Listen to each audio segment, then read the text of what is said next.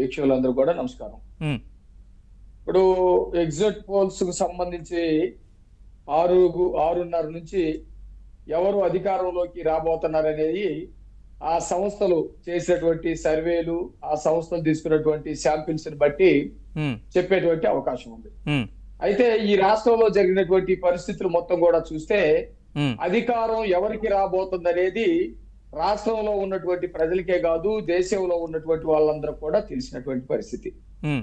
ఈ రాష్ట్రంలో 5 ఏళ్ల పాటు జరిగినటువంటి పరిపాలనను చూసిన తర్వాత మనిషి అన్నవాడు ఎవడు కూడా వైఎస్ జగన్మోహన్ రెడ్డి గాని వైసీపీ గాని ఓట్లు వేసేటువంటి పరిస్థితి లేదు. హ్మ్.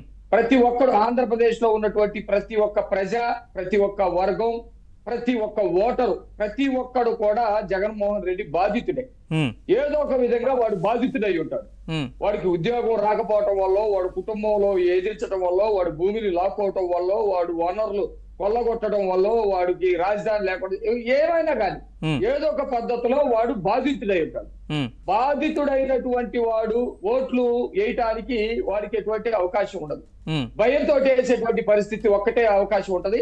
ఆ భయాన్ని కలిగించేటువంటి పరిస్థితులు జగన్మోహన్ రెడ్డి తీసుకొచ్చాడు నిజంగానే. హ్మ్. కానీ ప్రజలు వాటికి కూడా తెగించి ఎదురొడ్డి ఖచ్చితంగా జగన్మోహన్ రెడ్డిని కనుక ఇంటికి పంపకపోతే మాకు భవిష్యత్తు లేదు, రాష్ట్రానికి భవిష్యత్తు లేదని చెప్పేసి వాళ్ళు గమనించారు. హ్మ్. గమనించే ఓట్లు వేసినటువంటి పరిస్థితి కనపడతా ఉంది. హ్మ్. మీరు కనుక గమనిస్తే పోస్టల్ బ్యాలెట్ కు సంబంధించినటువంటి దాదాపు 95% పోలైన అంటే ఇప్పటి వరకు రాష్ట్రం ఏర్పడ్డ తర్వాత గానీ దేశంలో గానీ ఎక్కడా కూడా పోస్టల్ బ్యాలెట్ లో ఆ విధంగా పోలైనటువంటి పరిస్థితి లేదు. అవును, 5 లక్షల పైచిలుకు. 5 లక్షల పైసీలకు 5,39,000 హ్మ్.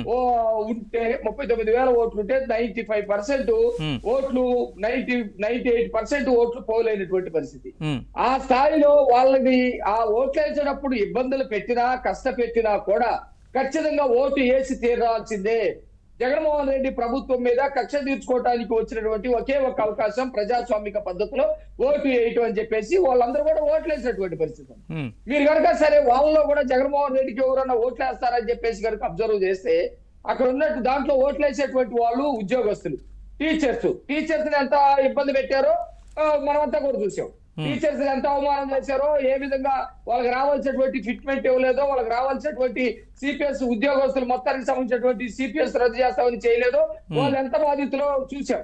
అలాంటి వాళ్ళు జగన్మోహన్ రెడ్డికి వేసేటువంటి అవకాశం లేదు కదా. అట్లాగే అంగన్వాడీని చూసాము, కరెంట్ వర్కర్స్ చూసాము, రకరకాల ఉద్యోగస్తులు చూసాం. వీళ్ళందరూ కూడా ఏదో ఒక పద్ధతిలో కష్టపడ్డటువంటి వాళ్ళే, బాధపడ్డటువంటి వాళ్ళే, రోడ్డు మీదకి వచ్చేసి ఉద్యమాలు చేసినటువంటి వాళ్ళే. అందువల్లే ప్రభుత్వానికి వ్యతిరేకంగా ఆ స్థాయిలో ఓట్లు పడ్డటువంటి పరిస్థితి కనపడింది.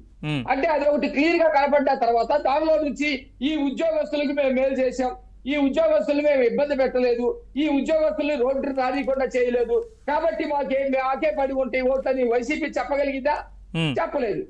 ఈ రోజు మనకు 6 గంటల తర్వాత ఏదైతే ఎగ్జిట్ పోల్స్ వాటి ఫలితాలు రిలీజ్ అయిపోతా ఉన్నాయో వాటిల్లో కూడా ఇదే చెప్తారు. ఎవరైనా దీనికి వ్యతిరేకంగా కనుక ఎవరైనా చెప్పాలని చెప్పేసి ఎవరైనా ప్రయత్నం చేశారనుకో, అది జగన్మోహన్ రెడ్డి సొంత సర్వే లాగా సొంతగా చెప్పించుకునేటువంటి దానిలాగా ఉంటది తప్ప వాళ్ళు సర్వే చేసినటువంటి పద్ధతి కాదని చెప్పేసి అర్థమవుతుంది.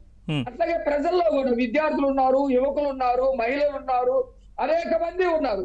వీళ్ళందరూ కూడా జగన్మోహన్ రెడ్డి బాధితులే. కాబట్టి ఇప్పుడు 13వ తారీఖు జరిగినటువంటి ఓట్లు ఏవైతే ఉన్నాయో అవన్నీ కూడా